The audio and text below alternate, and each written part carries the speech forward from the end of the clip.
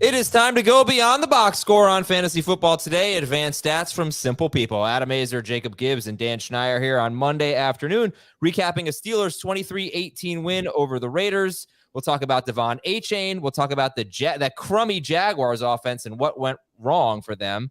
That crummy Patriots running game and what went wrong for them. What went wrong is a dangerous thing to say. And doing it twice at the intro is twice as dangerous. Anyway, I'm going to stop talking. Well, actually, I have the best advanced stat ever. I guarantee Jacob Gibbs cannot even look this up. No chance. You ready for this? This is exciting. Houston fullback Andrew Beck became the heaviest player ever to return a kickoff for a touchdown. The heaviest player. I could look that up. Oh, True media is crazy, man. Yeah, that was from believe the Associated Press game recap there. So there's that. But let's jump right into it.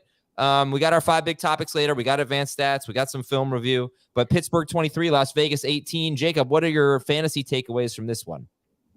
Najee Harris, man. We're going to probably get to him later in the biggest fallers so far that we've seen. But like he's getting phased out. We're seeing it continue to be close to 50-50. And I got him as a throw-in in a trade early on in the year, and I like almost dropped him this past week to pick up a defense where it's like I never want to use this guy. Like he feels like he has zero fantasy value. I was thinking about that during the game. When would I draft him right now? Because first he was a 3rd round pick, then he was a 4th round pick, then he was a 5th, 6th round pick.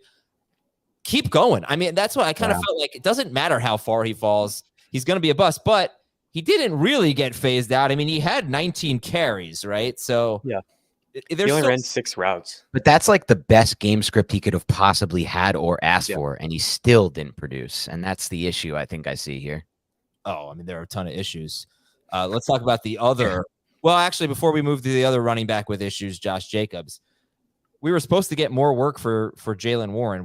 We didn't really. I mean, he had 8 carries, whoopity-doo, and he had 3 catches, which was actually a season low. Everybody sees the Steelers backfield, and everybody wants the same thing. We want more Warren. But, are you buying low on Warren? Do you think it's ever going to happen? Is he going to be fetched? Are we ever going to make him happen? I'm not. I'm not buying. Yeah, that's Mean Girls. I knew that one at least, but mostly just from like memes and stuff. I don't think I've actually ever seen Mean Girls. But yeah, I don't watch Mean Girls. It's a great movie. Sure did. No, I don't think I've ever seen it, but I've seen like all the memes and stuff. I don't see movies, Jacob. You know this. I'm not a movie guy. I'm a TV guy. But I mean, I wasn't buying on Warren even at the beginning when I thought this would happen, where he would get more touches, because I'm not buying Steelers offense. And I will say this, I was a little intrigued / impressed with Kenny Pickett. I thought that was personally the best game I've seen of him as a pro at the NFL level, but I'm not so sure things are going to get much better. I don't trust Matt Canada. I don't trust his offense. So I don't want pieces in this offense, and I don't want Jaylen Warren for that reason. Okay, let's talk about Josh Jacobs. First 3 games of last season, Josh Jacobs scored 8.3 fantasy points at the Chargers, 9.1 fantasy points against the Cardinals, and 14.7 fantasy points at Tennessee. He had 5 catches in that game. He did not reach 70 rushing yards in any game. He had 2 catches combined in the first 2 games.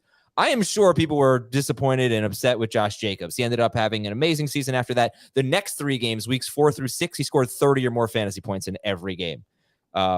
He did average 4.6 yards per carry in those first 3 games, so at least he had that going for him.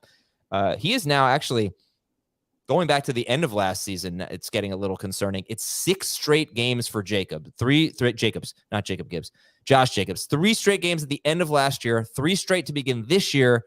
His longest run is 12 yards in those 6 games. So yeah, bad start last year, but better indicators, I would say. But Dan, where you at on Josh Jacobs? Well, you heard where I was at on the Mailbag show last Friday. I talked about him as somebody I would look to sell low on. I would not be buying low on at all with Josh Jacobs. We were asked the question, and on the Mailbag, would you trade Puka Nacua for Josh Jacobs? Jamie said yes, easy trade. I said no. And I said, this looks like one of those trades where it seems so obvious, but it's not going to look that way at the end of the year. And I stand by that. I think the biggest issue for Josh Jacobs is one that he can't overcome, which is that Jimmy Garoppolo is his quarterback. If you look at the numbers, he's faced so many fewer too high safety looks this year than he's faced last year on a per game basis. And that's not going to change. Defenses do not respect Jimmy Garoppolo's deep ball, and they won't just start to do that. And I think we've seen the issues on the Raiders offensive line that didn't pop up maybe as much last year because Derek Carr was holding those safeties deeper pop up this year. And it's a lot easier to attack that offense, in my opinion, with Jimmy G as quarterback. So I am out on Josh Jacobs rest of season. I don't see the breakout coming, and I would look to sell. I mean, Jamie said sell him after this week because he'd have a good week, but now, he had another bad week, so it's going to be even tougher to sell him, I guess. Yeah, I actually hate the sell him after this week. I've brought this up before. I hate the sell him after this week because he's going to have a good week. Because if that player has a bad week when he's supposed to have a good week, his value plummets. Right. Now, Jacobs, look, I mean, you can compare to Miles Sanders, maybe. Miles Sanders scored a touchdown in week 3. So Josh Jacobs is always going to have that chance, and he's always going to be involved. I know he's not the third down guy, but he's always involved in the passing game. I don't think he stinks. I don't think he's useless. I just think that he's not going to end up returning value. So let me just put these comments up. Jacobs or Javonte rest of season? Jacobs. Jacobs slightly for me. I think it's clearly Jacobs. I've got some stuff I would throw in on him. I think we're a little bit low here. Yeah, go ahead. So yeah, you mentioned that he's not necessarily the third down guy, but we saw him in a clear negative game script, and he still ran a ton of routes, 29 routes yesterday, 60% route participation, which is up again for the third straight week, 5 and 6 targets each of the past 2 games. So that is encouraging. Obviously, the offensive line is a problem, and I do have stats to back up what Dan said about facing more defenders up in the box. That's definitely happening, and Jimmy Garoppolo is an issue. So I think that does lower the ceiling and give us more games where we're going to get pretty bad efficiency, and that's real. His percentage of rushes with 8 or more defenders in the box is 29%, up from 20% last year. It's been above 30% in 2 of his 3 games, compared to just 3 times last year all season. So that's a real problem for him. But I just think Josh Jacobs is way better than Miles Sanders or people that we've compared him to so far. And I think the offense is going to be better than it has been so far. So I would hold. And okay. I would even buy him in some spots if he's super cheap. It sounds like if Dan had him, I would probably trade for him. I mean, I'm not going to just give him up for nothing. Like, he's still a back that gets touches, but I just don't see him getting to that level again. Well, what about Achane or Mostert? That's interesting. That's so hard. Yeah. It's very hard. I do think this is the peak of the Raheem Mostert value. Yeah, probably.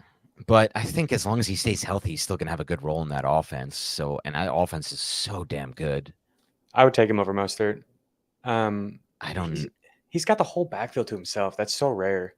Exactly. Yeah. But so does like Rashad White and Miles Sanders. He's so much better than those guys, though. I know, but he led the whole league in broken tackles last year. Like, he's been one of the best running backs. He's in the prime of his career. Agreed on everything there, and yet it seems like we have a situation here where it's going to be really difficult for me to envision him scoring fantasy points outside of falling into a few touchdowns. Yeah. All right. More on the Dolphins running backs later. Nice bounce back, I guess, for Pat Freiermuth, but he still only had 4 targets. I actually do see a bit of a concerning trend for the Steelers. Their pass attempts in wins, and that's 28 for Pickett yesterday and 30 for Pickett in their win against Cleveland in week 2. Maybe if they just can't run the ball, sorry, I really don't even know what to say at this point. I'm going to have to go to the doctor soon. But if they can't run the ball, maybe they'll just stop trying and they'll throw the ball more, but not a lot of pass attempts in the wins for the Pittsburgh Steelers. And we could talk about everything here, but we really should move on. Although I will say Jacoby Myers feeling like a draft day regret for me, wasn't even on my radar really. And 2 terrific games for him with 80 or more yards, 7 or more catches, and 22 targets in his 2 games. Your news and notes, I'll get to that in a second. We'll talk about Mike Williams, who's out for the season. But tonight we have a live stream at 6:30 p.m. Eastern. Usually our Monday night live stream is at 7:30 p.m., but we do have that other Monday night football game. So 6:30 p.m. Eastern, answering any waiver wire questions or whatever you have. Join us at youtube.com/fantasyfootball today. Sportsline. You can find Jacob's content on Sportsline. You can find you can find some of our other writers, Dave and Heath. I think some of their content is on Sportsline.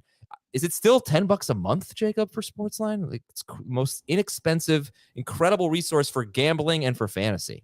Yeah, and your first month is $1. Oh, I have that. $1. Yeah. So sign up on Sportsline right now for exclusive content for gambling and fantasy. You won't regret it. Your news and notes, Derek Carr is a shoulder injury. Jimmy Garoppolo was evaluated for a concussion after the game, actually, so we'll see about that. Mike Williams is out for the season. Are you guys Josh Palmer or Quentin Johnston, guys? Quentin Johnston. I think I can get on board with both right now. Josh Palmer had some really good numbers last year in the games without Keenan Allen and Mike Williams, just a target standpoint. And I did like his tape a lot at Tennessee. But I did like Quentin Johnston's fit in this offense. So I'm going to wait and see on that. But I like buying on both right now. Yeah, Palmer is interesting. I looked at the per route data for the Chargers when Mike Williams has been off the field since the start of last year. And Keenan Allen actually has seen his numbers drop off a little bit, which is interesting. And Palmer has been 30 or 40% more efficient in terms of his drawing targets and his yard per route run rate. So he could be viable in fantasy, whereas before he's someone who just isn't really part of the offense. I'll tell you, if Quentin Johnston were not there, and this had happened, last year, or whatever, I would spend a big chunk of fab on Josh Palmer. I would spend probably 40% at least. As I said on yesterday's show, he was a must roster guy last year. He wasn't a must start, but he was definitely a flex and a really important usable player. And the thing is, he's been ahead of Quentin Johnston since day one. I mean, Quentin Johnston just did not beat him out. We heard the reports in training camp. I think some people were a little bit in denial or didn't expect it to stick, which is understandable, of Josh Palmer being ahead of Quentin Johnston. But through 3 games, he is clearly ahead of Quentin Johnston. So you don't have to make the decision now. Listen to the waiver wire show tomorrow. But I think it probably makes sense. Maybe it depends on your record. Maybe if you're 1-2 or 0-3, you got to go get Josh Palmer. I think he's better now, but definitely Quentin Johnston could make sense as the long-term play. Gus Edwards left with a concussion. Rashad Bateman left with a hamstring injury. Brutal day for the Panthers. Not only did they lose, but Jonathan Mingo concussion. Linebacker Frankie Louvu left. Safety Xavier Woods left with a hamstring injury. Cornerback CJ Henderson had an ankle injury. I don't know the severity, but that's 3 defensive players and Jonathan Mingo for the Panthers, and they were already without their best linebacker, their top cornerback. So they're that team right now. Minnesota could have a field day in week 4 against the Panthers. Detroit had a couple of offensive line injuries. Let's see. Josie Jewell, Denver's, I guess, best tackler. I don't know. Nobody on that team could tackle. But Josie Jewell left for the Broncos. Miami edge Jalen Phillips left with an oblique injury. How about Matt Gay? He set a record with 4 field goals of 50 or more yards in the same game. So that was cool. Another injury on Baltimore's defense. Linebacker David Ojabo left with an ankle injury. Charger safety Derwin James hurt his hamstring. I didn't see that one, but I read about it after the game. New England defensive lineman Devon Achane left. Saints right guard Cesar Ruiz left with a concussion. Doug Peterson may have taken over play calling in the second half. We're going to talk a lot about the Jags offense. You heard Jamie talk about it on the show last night about waiting for Doug Peterson to take over. That may have already happened. It may have been in the second half, and they were better in the second half. Miami gained, of all the stats, this is the one. I mean, 70 points is incredible, but 726 total yards. It is 9 short of an NFL record. They were 3 points away. If they had kicked the field goal at the end there, they would have set the new NFL record. They decided to be, I guess, classy about it. Amari Cooper had a huge game. I know Jacob was high on him in week 2. I hope we all are. We all were, actually. But Amari Cooper had a big game. He also should have had another really long touchdown, but it was called that he stepped out of bounds, which he definitely did not. And Justin Fields said that the Chiefs had a spy on him to take away his rushing, and he's got some things to figure out. They've got some things to figure out there. Let's see. I just got offered a trade in a league just now. I'm being offered Adam Thielen, so I'm pretty much sure I'm going to reject it. Yeah. Adam Thielen for T. Higgins. Very clever. Very clever. That's not going to happen. We're going to take a break. When we come back, we got advanced stats. We've got snap counts. We've got 5 big topics. We've got film review, all coming up after this.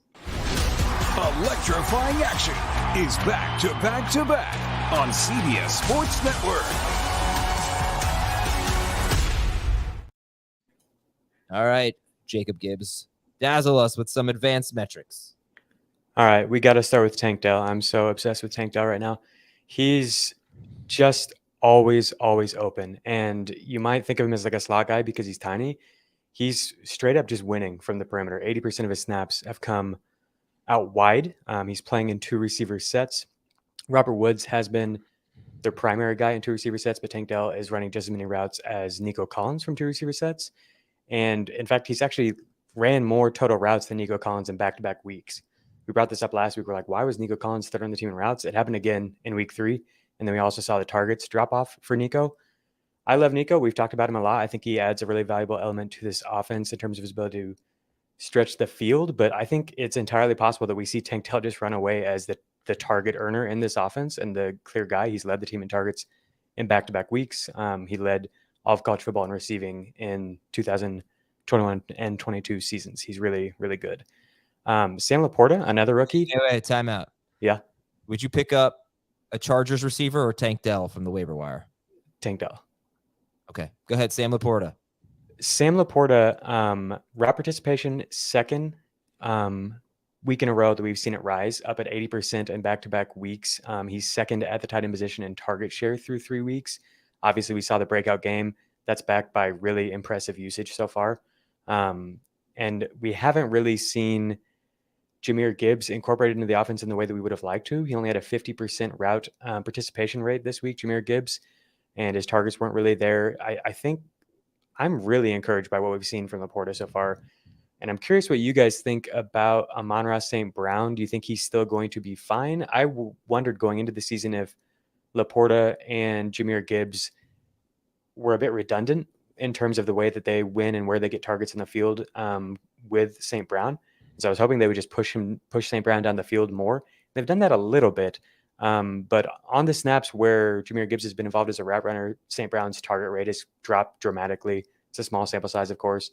But yeah, I just wanted to talk about Detroit's offense because I've been blown away by Laporta, first off, for fantasy. He looks like a top 6, top 8 fantasy tight end right now. And I'm a little bit worried about St. Brown. And yeah, that just really surprised me to feel so strongly after 3 weeks. Especially after back-to-back 100-yard games. I'm not even a little bit worried about St. Brown. I mean, you saw Josh Reynolds did not get a single target. Yeah. So I think there'll be weeks where Laporta doesn't get a lot of targets. There'll be weeks where Reynolds gets nothing and Gibbs doesn't get much. And there will be a couple of weeks here and there where St. Brown has a bad game, but I think he looks great. I think he's so good. Yeah, I think he's totally fine personally. Dan, agree? Disagree?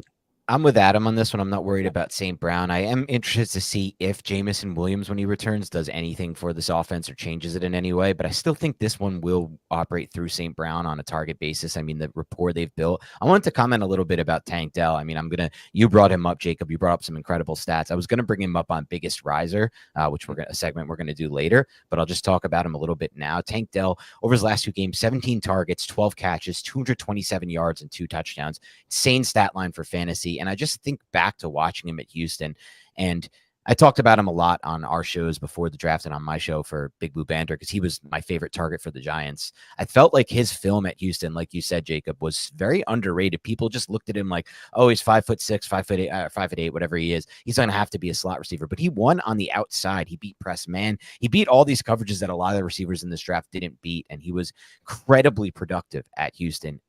All areas of the field. One of the only receivers in this class I thought won at all areas of the field. And then it just translates right away as a rookie so far. And one thing that I just want to throw out there, it's like the Cooper Kupp, Matt Stafford locker room narrative, which, you can run with it if you want to, you can run with it if you don't. But CJ Stroud wanted Tank Dell. Like, he watched this tape and he said, this is the guy I want you to draft. Go out and get me Tank Dell. And the Texans obliged. They did draft him the guy he wanted. And right away, they're showing immediate rapport. And so I just think that's something to think about. It happened with Cooper Kupp and Matthew Stafford. It's happened with plenty of receiver quarterback duos over time. And so I just think there could be really big breakout potential here with Tank Dell. He was on one of my biggest riser lists, and he's somebody I'm definitely looking to buy high on. That's the side of things we didn't even hit on is CJ Stroud has been unbelievable so far. Off-platform throws, like when he's clean, everything looks really, really good. I really like Slowick's offense that he's got going there. And then we've talked about a little bit the volume numbers in terms of dropbacks that they're allowing in Houston. Like, that's why when you ask me to compare him to the LA Chargers receivers, like, my first instinct is like, no, Houston guy, don't choose him over them in a similar situation in terms of target ambiguity and the type of target share they could get. But like, the volume in Houston is incredible. Yeah. And if that sustains, like, he could be a huge, huge fantasy breakout. Like we've seen already. And what's crazy, we didn't get a chance to talk about it last week, but I did watch his tape, Stroud's tape from week 2. I didn't see week 3 yet, and he was unbelievable in that game as well. And what's crazy about this to me is as I watched that game and some clips from these past 2, from week 1 and 3, He's doing it with really bad offensive line play there in Yeah. Houston. Like that that never happens. It just, you don't see offenses operate with bad O-line play, but in this style of offense, this Bobby Slowick, Mike McDaniel, Kyle Shanahan, all from that same coaching tree. I almost feel like the way they scheme up the offense, they negate the offensive line's impact because the ball is out before the pass protection matters almost on a lot of these plays. You watch Tua and Mike McDaniel, the ball's just out. Like everyone's like, look at this pocket. It's like the pocket didn't even matter here. The ball was out so fast. And so I'm almost looking at that coaching tree as maybe the next big breakout coaching tree. And we might see Slowick get a head coach job at some point sooner than expected to try to find, catch lightning in a bottle like the Dolphins did with Mike McDaniel. But right now that offense is operating at a high level in the passing game, despite not having good pass protection. All right. What else we got, Jacob? So Breece Hall's snap rate week by week, 32%, then 33%. We saw him at 48% this last week. That's encouraging. Obviously, the Jets are a dumpster fire, but Breece Hall is so good that if he gets the snaps, I think fantasy points will come. On the other side of this, not so encouraging. Brian Robinson, we really saw, this is something we kind of hinted at after his second week. We really saw the floor fall out from under him and his first negative game script. 37% snap rate for Brian Robinson. He ran 6 routes compared to 28 routes for Antonio Gibson. That is brutal. He's still super efficient. You're gonna have to play the game script, I think. And at Philadelphia next week, there's no chance I'm starting Brian Robinson there. But then Chicago, Atlanta, the Giants. I mean, yeah, look, he doesn't stink, but just be aware. He's going to be game script dependent. It seems he got a goal line carry, so he could have scored a touchdown there. He got stuffed, but anyway, go ahead, Jacob. The Broncos missed 25 tackles in week 3. On one play, I think, with Devon Achane. There are 18 teams that haven't missed that many tackles all season. Wow. And so next up is the Bears. Isaiah Pacheco gets the Broncos in weeks 5 and 7, I believe. And I just want to talk about him because we talked about the role expanding a little bit last week. Didn't see it really matter this week because it was such a blowout. But Isaiah Pacheco avoided 23 tackles his rookie season on 170 attempts. This year, he's avoided 15 tackles. And one of those games against the Bears, 15 tackles on 35 attempts. I just think he's looked really, really, really good when he's got opportunities. And we did see them actually line up and just give him a handoff in the red zone a few times. He finally scored on one. He almost scored on another. So yeah, I'm continuing to rise on Pacheco slowly. I think he's approaching top 20 status. Okay, yeah. And then one last avoided tackle rate. So the leaders through 3 games, Pacheco, Bijan Robinson, James Conner at 15, Travis Etienne at the very top, 20, Raheem Mostert 19 after his 11 avoided tackles in week 3 against the Broncos. Wow. Kenneth Walker 19, Christian McCaffrey 17, Zach Moss 16. Zach Moss has played 2 games. Wow. And he's always been a really good at that stat. Like that dates back to his collegiate career as well. But it's impressive to say the least. Yeah. I don't know. And are we sure Jonathan Taylor is just going to come right back off the pup? Like, we don't know that. There's no information on that. Like, there's a chance this dude just plays the minimum games to get the accrued contract year. And that would mean Moss is going to be probably RB2 at worst for any game John Taylor's not in. Yeah. He just smashed against the Ravens. Yeah. I was actually confused about that because if you're out for the year, if you're injured, your contract, you accrue the year. If you're injured, placed on IR. Well, he's on PUP, so they could put him on IR, I suppose, if he were hurt. But they would. Why would they do that for him? Well, if he says, I don't know. Why did they put him on PUP? I guess they were trying to trade him. We have some comments from the chat that I think are pretty interesting, and we'll see if you guys agree with them or not. Let's see. Sorry. Got any more stats while I find these? As I lost them. Keenan Allen, I was going to bring him up as one of the biggest risers. So since Keenan Allen returned in week 11 last year from his hamstring injury, no receiver has averaged more points per game, PPR. 21.9 Keenan Allen, 21.5 Justin Jefferson, 21.5 Tyreek Hill. It's pretty good. Okay, here we go. Adam swims with a shirt on. Is that true, Adam? It is true, actually. Oh, no. I tell you, listen. It's one. I wear a UV shirt, long sleeves. Oh, God. Designed for the water. Oh, I got a lot going on under the shirt, right? It's Adam. not so easy to put suntan lotion on. There. Oh, no, Adam. A while, and it takes a lot of suntan lotion, and I hate it. Oh And no. I wear the UV shirt. Oh no. I Oh wear- no, Adam. It's protection from the sun. I wear the UV clothes. If you had on your bingo card that Adam would be incredibly worried about sun and UV protection and wearing sunscreen at all times and reapplying 17 times during a day, you were right. I could Free make you square. feel really bad right now, but I don't know. You think I should make him feel really bad? Uh-oh. Yeah. It's So had a rough actually, morning. it's a public service announcement to be really careful about the sun and don't just take it for granted. Thank God everything's fine. My brother is a melanoma survivor. It's Okay. stage 3 melanoma. So it is genetic. I'm supposed to be very cautious, but it's also just easier for me to just, instead of suntan lotioning up, to just put the shirt on. So I do that. But all of you, Well, especially if you're driving and the sun is hitting you in the face, on the left side of your face is exactly where he got it. Put some suntan lotion on. You should do that. well, you know what? This did make me feel really bad, and Good. I'm happy he got through that though. Yeah, he's all good now. He's all good. Speaking of bingo card, Brosi says Adam looks like the type of dude to play bingo at retirement homes and try to win. He would find bingo fun. Someone said I'm allergic to raisins, which is not true. I eat raisins all the time. There's my go-to snack. And someone said I'm afraid of the dark, which is not completely untrue. I really don't like being like in an empty house in the dark or outside in the dark in the lawn or something. Yeah, I'm kind of afraid of the dark. All right, snap counts and other stuff. Not a lot here, I think, but one thing that was really encouraging was Rashee Rice going 31% of the snap share in week 1, 18% in week 2, 51% in week 3. I think you could argue he's been their best wide receiver on a per snap basis. And I'm looking for, and he had 2 catches down inside the 1, Rashee Rice. Yeah. So you think about, I like to think about what his roster percentage, I think it's in the 20s right now. Let's see, it's 26%. So Rashee Rice had 5 catches for 59 yards on 7 targets. I suspect his roster percentage will be close to 50% after waivers. If he had scored 2 touchdowns, I think it'd be about 80%. I will say that he had 38% snap rate when Mahomes was in the game. And that was with Kadarius Toney really not playing much at all. That's kind of a bummer. But I do think it's going to continue to rise, and I think he's the clearest bet to place among these guys as someone who might emerge. He's looked really good. Adam loves cottage cheese with fruit. I'm a big yogurt with fruit guy, but I do like a nice cottage cheese with Oh fruit. God, I've never tried cottage cheese. It looks so gross to me.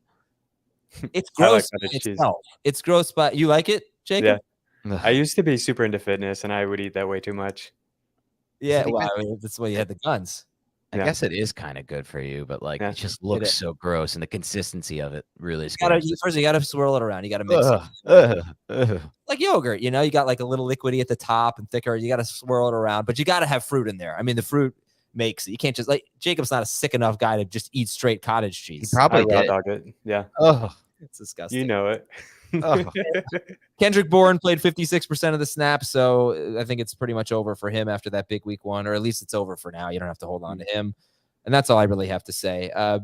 Let's start. I think we have some film review, but I think they coincide with the big topics, right, Dan? Correct. All right, so let's go to our 5 big topics. The first one is from Bada Bing, Bada Boom. The Achane train is gaining steam. And yeah, I don't see how we could do this show and not talk about Devon Achane. Dan, how you feeling about Devon Achane and the Dolphins' backfield? Well, according to Adam Schefter, we're not supposed to pronounce it Achane anymore. He wants it to be pronounced, I don't know if you guys saw this tweet, but Achane, I think it is, or Achane maybe. Did you see the Schefter tweet? Yeah, go take a look at your Schefter, but not important right now how to pronounce his name. We'll figure that one out. But I do want to bring up before we get into Devon Achane's film, I'm going to call him Achane again. Devon, first of all, it is Devon. That one I know. So Okay. I'm not taking any pronunciation tips from you ever. Devon Achane is tape. I want to go back to a little text message I had with Adam that I luckily was able to recover earlier from this year. I was in March, right before the NFL draft. Adam, I was on an FFT episode. I was lucky enough to be asked to do an off-season episode. And Adam's like, give me your favorite fits from the NFL draft prospects and your favorite fits or what team could draft them. And, I didn't want to just do, let's do Bijan Robinson to the Eagles like everybody else and offering literally nothing for our listeners. I wanted to dig a little deeper and find something that might be interesting and might work out. So the first one I texted him, because it was one I'm most excited about, was Devon Achane. No, okay. It's Achane. That's Achane. So everyone says Achane, including the Dolphins media guide. Achane is how he wants it pronounced, according to Adam Schefter. Devon Achane. So looking at this text, Devon Achane, I sent to Adam, best fit I want, Devon Achane to the Dolphins. And he responds back, Achane is a kick returner in the NFL, exclamation mark. This is an exact text. Here it is. Achane is a kick returner. And I was like, not definitely. I see Javad best. I really like his tape. He's a tough runner between the tackles. And I was like, no, give me someone else. We're not doing Achane or Achane. So, of course, I had. Are you still quoting directly? No, I've gone off track. No, you're just making things up. Now you're just putting no, words. everything was true until the end. No, but you did say we can't use him, and we didn't use him on that show. So I had to pivot to someone else. I don't remember who it was. Charbonnet to somewhere that he didn't end up. But I had this nailed before the draft. He was the perfect fit for Mike McDaniel's one-cut system. And that's what we're going to get into right now with our film review here as I look over to my Achane notes. And I just want to talk about the first run of the game because it comes at 10:46 in the first quarter. It's so clear the Dolphins wanted to make him a factor for this game. He goes 26 yards on this with a violent and decisive cutback. This was one of the multiple times in the game the Dolphins put him out in space with a toss or with an outside zone type of play. And it's the exact factor that led me to believe and tell Adam that I wanted to do Achane to the Dolphins as my best fit in the draft back in March before they drafted him, because it's that ability to one cut and rip it. It was 21 yards before contact on this, but he made the cut 8 yards down the field to create that extra 13 yards before contact with that violent one cut. He is the best fit for this system with his one-cut ability. They motioned him into the backfield after lining him up on the outside on more than a few snaps. One they did in the red zone. They handed it off to Mostert for a touchdown. They came back to it in the second half, and he was able to crush this one. I believe this one was for a 8-yard gain with 7 yards before contact. Just great contact balance on the run. I thought seeing him in the red zone right away in quarter one was a good sign of what could be to come. My favorite run, though, by him was 6:36 left in the second quarter. He forced a missed tackle, got 8 yards after contact on an inside zone play that got blown up to the play side. He showed patience, vision, and he somehow turned this into an 8-yard gain. It should have been a 1-yard loss. That jet motion play I talked about earlier with Achane came back around on Mostert's touchdown run in the second quarter. I said third quarter earlier. It was in the second quarter. Again, they came back to the jet motion in the second half and actually gave it to him this time. He took it for 26 yards after contact, weaving in and out with jump cuts. I thought his processing on a counter run with 5:13 in quarter three to turn into a 7-yard gain. And I just mentioned the timestamps for those who have Game Pass and want to watch this. 5:13 quarter three turned this into a 7-yard run on a counter run. I loved how they used him on inside zone, outside zone, counter, outside run plays with pitches, textbook processing on an outside zone play with 8:50 to go in quarter four. Ran it perfectly. And then obviously the 67-yard touchdown run was a really good job, I thought, by McDaniel to use some pre-snap motion to pull defender. But just look at how patiently he processes the blocks on that before then exploding through that one cut to take it to the house. It's different. It's difference making speed, obviously, but the thing that people miss with Devon Achane's film at Texas A&M is that he was really tough runner between the tackles and a really good processor between the tackles, a patient runner who has better vision than people realize. He's not your typical one cut, explode 4.33 combine guy. Usually those guys can't process the way he does, and usually those guys can't create in between the tackles with good low center of gravity and yards after contact the way he can. I'm very excited about Achane. I'm happy it's happening so soon, and I was really impressed with the tape. It was just incredible. His performance was incredible. Devon Achane, we'll have to work on that. It's going to be a tough adjustment for everyone. But who's the best Dolphins running back rest of season? I think the most upside lays with Achane. Obviously, we always worry about durability with Mostert. I will say that in this spot, I think we saw the Jalen Waddle injury help Achane a little bit, get on the field a little bit more. They split Mostert out wide and did some kind of creative pre-snap motion stuff with him. Almost 25% of Mostert's snaps came outside of the backfield compared to 12% in the first 2 weeks. So just a small thing that I think when Waddle's back, and especially if Jeff Wilson comes back and has a role, like I don't know what the role is for Achane. But on the other side of that, he got a lot of carries early in the game, like Dan said. Like it wasn't just coming in blowout. Right. No, it was a split. It was a split. It's really 70 points. My God. So the optimistic don't trade these guys while they're super high is the Cowboys last year. Okay, so you're basically banking on the Dolphins being the most efficient team in football, which is certainly within the realm of possibility and maybe the highest scoring. But I'm going to compare it to the Cowboys. I think it was their last 8 games of the season, including the Tampa Bay game. Basically, I did this for Tony Pollard. So it was their last 8 games of the season, including the Bucs game in the playoffs, but not including the 49ers game in the playoffs. That's when Tony Pollard got hurt. So in those 8 games, the Cowboys went 7-1. They scored 32.5 points per game, which would have been the best in the NFL if they had done that for a full season. And here's the thing. Pollard was great. Zeke was actually pretty good. Dak barely threw, but he was so good. He was so efficient that he was on pace for almost 4,700 yards and 40 touchdowns on 32.3 pass attempts per game. CeeDee Lamb was on pace for 1,300 yards and 11 touchdowns. Dalton Schultz was on pace for 763 yards and 9 touchdowns. So you had the Cowboys. They were so good that even though Tony Pollard was actually getting fewer carries than Zeke, he was still like a top 5 running back. Zeke was a number 2 running back or maybe even a low-end number 1 running back because he scored so many touchdowns. Lamb was awesome. Dak was awesome. Schultz was good for a tight end. It's not going to play out exactly like that. Waddle's going to have a bigger role, obviously, when he's back. But that's the hope here. Otherwise, there might be too many mouths to feed in the Dolphins' backfield. I don't know.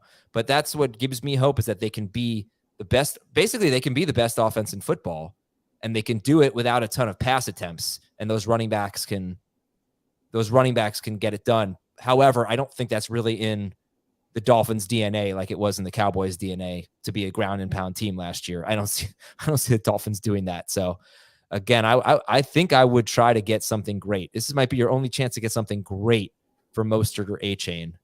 Then again, Raheem Mostert gets hurt all the time and he's 31 years old. And if you give up Devon Achane right now, you could be giving up, like, honestly, a top 5 running back if there's a scenario. So that was very confusing and didn't offer a lot of advice, but I'm giving you, I guess, different ways this could play out. You guys have any thoughts on how you see this playing out for the Dolphins backfield? No, I don't think there's much predictability to it. I think I would be really hard pressed to trade away Achane at this point. I think I would have to get. Yes, here we go. There it is. There it is. Me making the case to be able to talk about Achane on the show. Adam telling me, no, use Gibbs. He's such a perfect fit. And me trying to explain why I want to use Achane, and Adam saying, Achane is a kick returner at the NFL level. I like Javid Best as a comp. Javid Best was awesome. Yeah. I see some Javid Best in him, but I think he's even tough. A little bit of it, but Best was a tough runner too. A tough runner. People. And yeah, let's not bury the lead here. Look at this. You look at the screenshot. Dan has 181 unread messages. That is insulting. Why would anyone even bother texting Dan Schneider? He feels he's too good. No, it's not that I feel him too good. I'm stuck in 17,000 group chats, and I don't always check them. They're hard to check. They're hard to keep up with. We have a busy life here, Adam. We work a lot. Yeah. Like, you're so smart and so above everyone. You understand the wire. It's not that. Well, that is. You understand the wire. All right, let's go to our next topic here, guys. Let's take a break. Actually, when we come back, biggest risers and fallers since preseason. We'll be right back on Fantasy Football Today. The Scudetto, where the soul of Italy meets the pinnacle of calcio. Catch Serie A on CBS Sports Network and streaming live on Paramount+. Second big topic comes from Jovan. If we draft today, who is the biggest riser and the biggest faller? Dan Schneider, who is the biggest riser and faller for you? Okay, so I don't want to steal your thunder on all of these, Adam, I'll let you talk about some that you came up with first, even though, it's not like we had a chance to really come up with it before. You can steal anything you want. No, I'll let you do it. But Keenan Allen, but I'm going to let you talk about why you have Keenan Allen. I'm also going to say Justin Herbert, though, and I'll lean into that one. Justin Herbert, we might be getting to the point with Justin Herbert. So first of all, he went 40 of 47 yesterday. He attempted 47 passes, completed 40 of them for over 400 yards and 3 touchdowns. In that game, they tried to blitz him an incredible amount to throw him off. They blitzed him 82% of the time, and he still completed 40 of 47 for 4 or 5. We may be getting to the point with Justin Herbert where teams are so confused at how to stop him from a passing standpoint, that they have to do let's send the house this game and try to just blitz him and throw him off. And he's so good that he can beat the blitz with his mind and with his arm. One thing people don't realize about Herbert, he's a great processing quarterback. He was, I think, a biomed major. And I always come back to this because I just feel like if you're a biomed major, you can process information a lot faster and you have a photographic memory, which a lot of people don't have. And I knew he'd be a great. Is that a stat? Every biomed major has a photographic memory. I think so, or damn close. And I think people who are biomed majors in the comments can back this up or attest this. Did or you someone see that on True Media too? Is that like? I didn't get that one from True Media, but my thought with Herbert is I knew he'd be a perfect fit for Kellen Moore, and this would be the thing that breaks him out. But I just didn't know it would happen this fast, and it is happening this fast. So Herbert would be a big riser for me. I mentioned Tank Dell earlier. Raheem Mostert, you have to throw in there, and then a fun one. Puka Nacua, right? I mean, he has to be one of the biggest risers right now. If we drafted today, where would we take Puka Nacua? Probably in that round 3, round 4 range. By the way, I have to ask about Herbert here. I mean, is anybody worried about Herbert without Mike Williams? It's a pretty big deal. I'm not personally, no. And with Eckler coming back too, because Eckler's a touchdown stealer. He was last year. He was in week 1. He's also a target stealer. Is there going to be fewer? I think there'll be fewer downfield throws now. I don't want to say I'm worried, but I think it's a worse situation for Herbert. It's a worse situation, but I think he's also playing the best football of his career by a wide margin, and I think that will overcome the situation. Okay. Who are some risers for you, Jacob?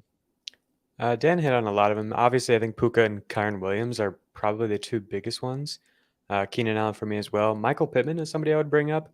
The target shares we've seen from Michael Pittman are true wide receiver 1 stuff, and that's kind of the player we thought he was after his first few seasons, but really he hadn't broken out in fantasy the way we would have liked.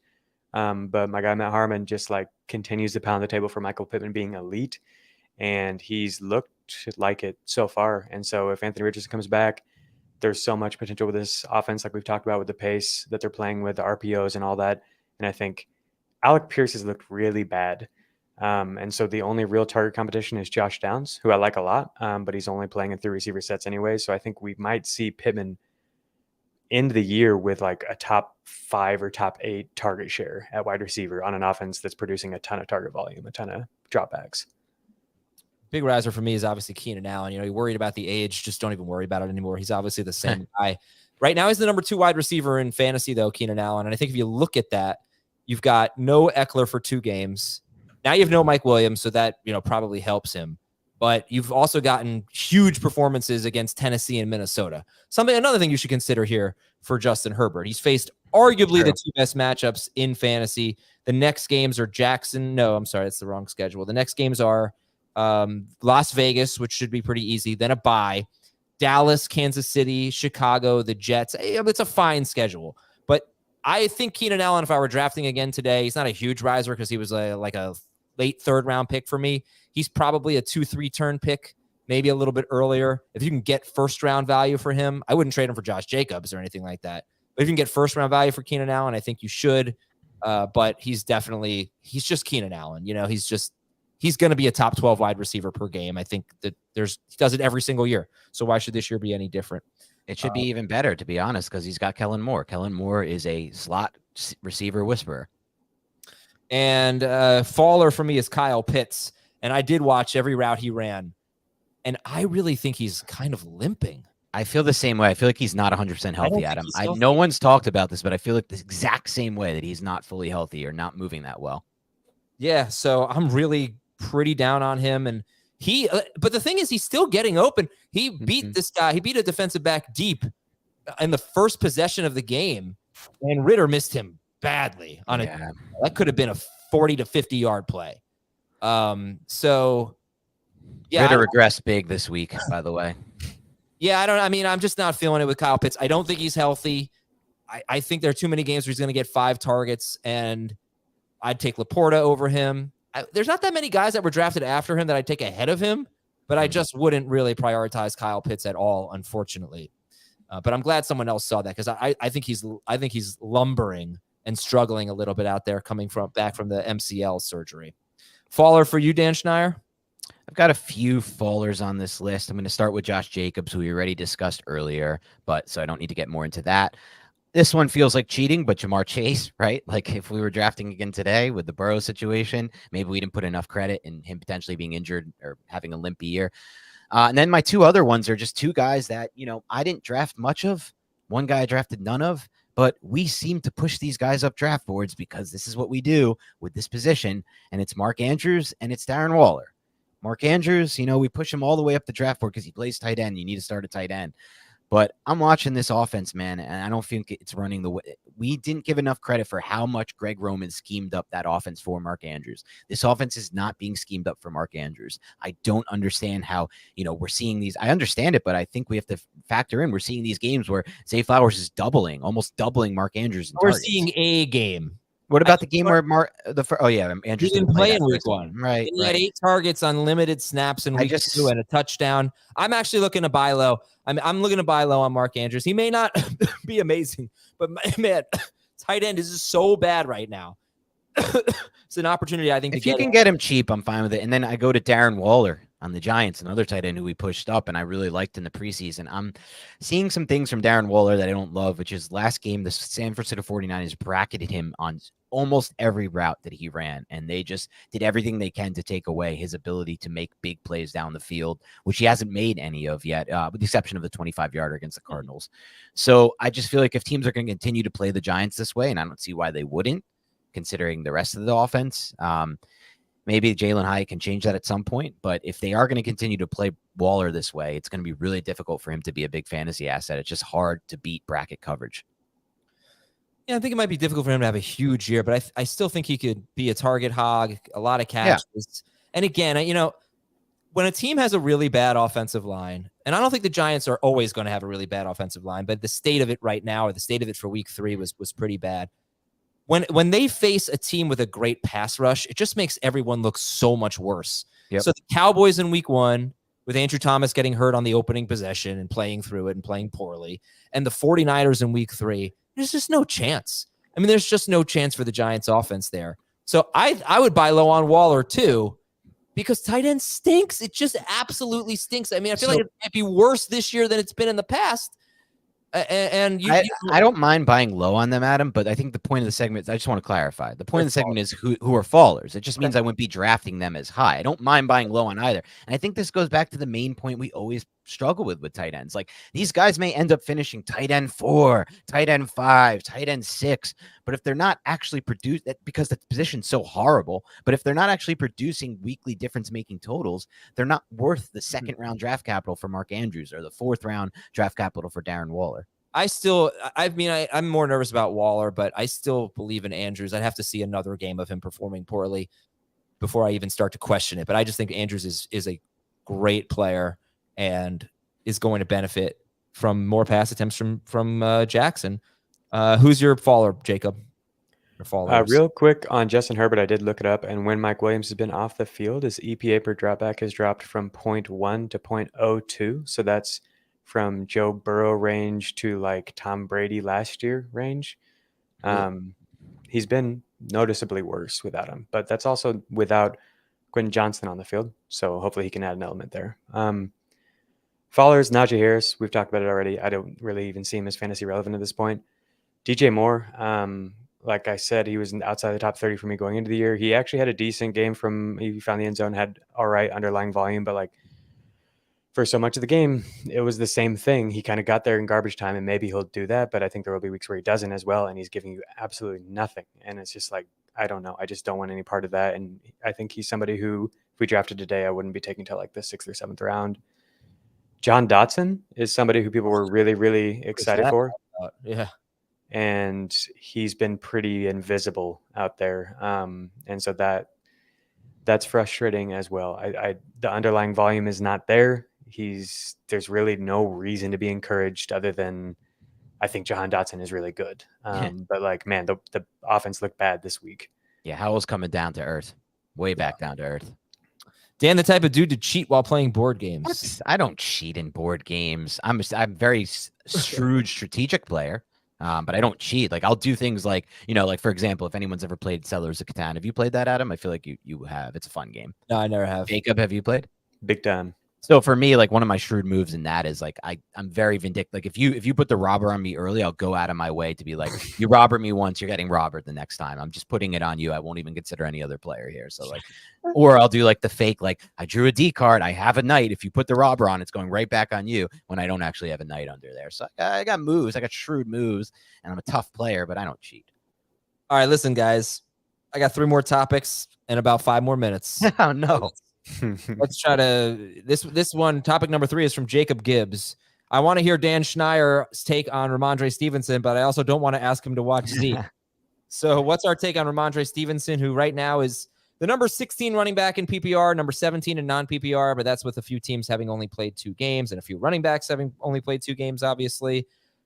He's faced 2 very good run defenses and 1 kind of bad one. His longest run is 12 yards. He's averaging 2.9 yards per carry. He has 10 catches in 3 games. It's not good right now for Rhamondre. Who's worried about Rhamondre? Dan? Yeah, I'm worried. I'm going to try to do this fast because we don't have a lot of time. I'm worried that the target volume is down. I expected that to be the case with Bill O'Brien's offense. I predicted that. I'm not seeing a lot of yards after contact. I'm not seeing a lot to work with, though, before contact, but that doesn't really get me excited. I didn't think he created many forced missed tackles in this game. I think it was 2 they were charted for, but that was even worse. 7 of the last 8 runs of the game before the garbage time series of 119 left were Ezekiel Elliott, not Rhamondre Stevenson. I wonder what that's about. I thought Ezekiel Elliott looked better than Stevenson in the game, and that's not saying a lot because I don't think he looked that good. It doesn't have the same juice he had, but the best run by any Patriots running back was 1st and 10 with 121 to go in the second quarter, and it was inside zone by Zeke. He processed it well. The only run that impressed me from Rhamondre Stevenson was 12-18, quarter 3. He avoided a tackle, made a great cutback across the line of scrimmage, got 8 out of something that could have been a 1-yard gain. A lot of draw plays that didn't work. Run up the middle.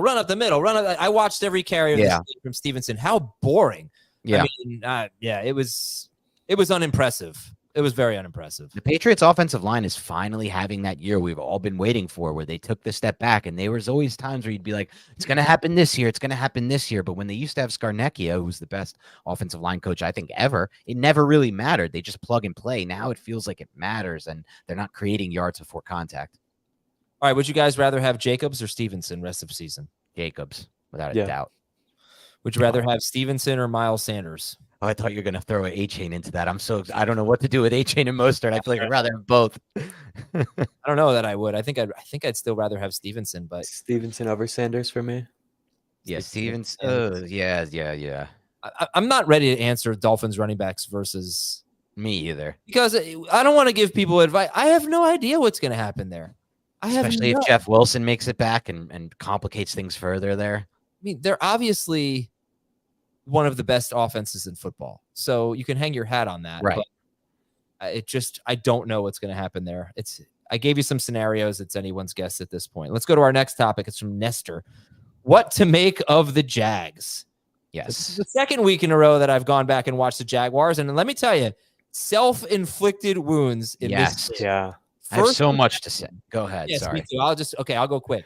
First possession, Calvin Ridley drops a touchdown, 30-yard touchdown. Later in the half, Calvin Ridley, I think, had a drop.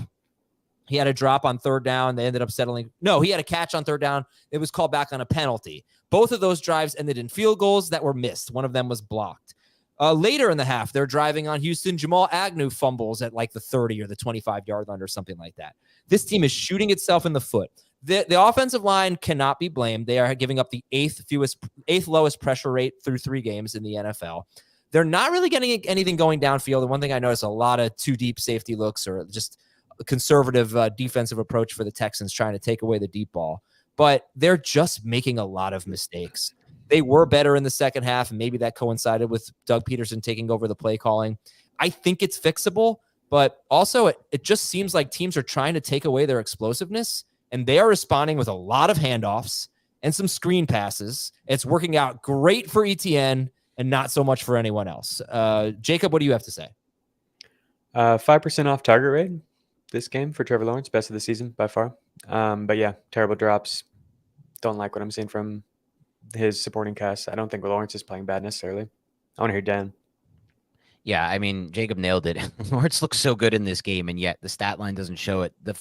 I can go over this. It's just insane to me watching this game. They had 5 first half possessions, the Jaguars. Here's how they ended. The first possession, Lawrence ripped a ball up the seam on a vertical route to Ridley where the safety was lined up on the hash. I never even see a quarterback try this because they usually will just get picked. He beat the safety to the spot. It landed right over the outside shoulder of Ridley, and he just dropped it. Then 3rd and long, he rips an out past the sticks. I don't think I could have 2 quarterbacks could have thrown this ball better. There was no space at all. It was the tightest window. The receiver couldn't get the feet in bounds. Okay, it ends there. On the second drive, they run 3 straight plays, and Etienne gets a 3rd and 1. He gets a 1-yard gain, and they punt from the 46. Okay. On the 3rd drive, Lawrence rips a ball into Ridley on a slant on 2nd and 8. 13-yard gain. Ridley drops it. It hits him right in the chest. Right. All 3 of these drops have been perfect throws, by the way, so far. That possession ends. 4th drive. The Jaguars convert a 4th and 1 with a great throw from Trevor Lawrence. And this was after Lawrence got killed on a 2nd and 11 to convert that one to Agnew, where the left guard got beat in a half a second. But this one, they convert on 4th and 1, holding on the same guard, number 68. I know you mentioned the statistic about the O-line. I guess it looks better on the stats than it did to me on film. I thought 68, whoever's playing guard for them, left guard, is as bad as what the Giants have in Shane Lemieux, and that's as bad as it gets, or what they had last week. So that's how this one ends. They take a holding. It's 4th and 11. They punt. The 5th possession, they're moving it. Lawrence is faced with a 3rd and 10. He rips the ball. Another perfect throw to Agnew. He beats the coverage. 15-yard gain. I already said all of this. Okay, almost all of this. I wanted to go over it because of how unlucky it seems and how little it had to do with Trevor Lawrence being bad in this game. So, this is what I went over, and then the second half things got a little bit better. But that first half, all 5 of those things, I brought them up. Even if we reiterate with them, Adam, it shows that's not on Lawrence. That's not that's just a bunch of unfortunate things that are all on the rest of the team. Rob, I'll tell you what concerns me is they have 1 completion this year of 30 or more yards. So we've seen a lot of teams get played defensively, and Jacob, maybe you can look it up. Our team's playing that way defensively against the Jaguars, just keeping everything in front of them. And how do they beat it? How do they figure it out? I don't know if the Jaguars are really figuring it out right now because it doesn't seem like there's much of a vertical passing game. Trevor Lawrence is 24th in air yards per pass attempt. I think he was 22nd last year, so it's not a huge difference. But they're not really getting the chunk plays in the air. It's benefiting Travis Etienne, and he was phenomenal in the passing game in this game. I mean, screen passes, he was just lethal. So I love that. But they're going to have to figure out ways to get chunk plays in the passing game if defenses are going to play them that way. They're not doing it right now. They're one of 6 teams that has only 1 completion of 30 or more yards. But, you look at those other teams, and you would think Jacksonville is going to be more explosive than those teams. So I'm still optimistic, but what actually gives me a little bit of pause is their upcoming schedule is not very easy. Atlanta and Buffalo. I mean, Atlanta's been pretty good defensively. Yeah. Buffalo's good. The Colts should be an easy one for them. The Saints, they're super tough. The Steelers, kind of iffy, and then a bye, and then San Francisco. But I don't know that I'm necessarily buying low unless people are panicking. But I think Lawrence is going to be fine because, like we've said, he played pretty well yesterday. His receivers did not help him out. Anything else, Jacob? Dan, how many of your unread group chats are pretentious TV discourse, analysis? I don't think any are actually that. But look, I'm looking at it now. People always make comments about this. It's I don't know, there's so many of these where it's there's so many group chats. You guys click through every single one of them. Let's check the tape here. Let's look at one of these texts. You showed a text of me and you embarrassing me earlier. All right, so I went through my text. I said, let's find something that's going to embarrass me. All right, so this is during the draft-a-thon. And if you just look at my replies and Dan's, look at the word count. Dan's throwing entire fantasy football rosters at me while I'm hosting a live show 6 hours long and doesn't have a commercial break. I mean, look at how annoyed I am with Dan Steyer here. You told me to send them to you. You literally told me to send them to you. I didn't scroll that far up. That might be possible, but this is just meant to get back at you from before. But I mean, you're sending me these. Just email them to me or something. Am I going to check my text, read these texts? Come on, Dan Steyer. You're better than that. I'm on the air. You can't be doing this while I'm on the air, Dan. That's fair. I think someone told me to do that. Maybe it was Debo. It looks like from that text, it was Debo. We were all scrambling that night. Oh, yeah, for sure. All right, that's going to do it for today's show. One more here. Jacob Gibbs is the type of dude to catch a spider and put it out. That's actually true. They've been honestly nailing these. They're pretty good. Yeah, they're Yeah. pretty good, except for the raisins thing. All right, later, man. everybody. Thanks so much for watching and listening to Beyond the Box Score. Tomorrow, waiver wire on Tuesday morning. Tonight, 6:30 p.m. live stream, youtube.com/fantasyfootball today. See ya.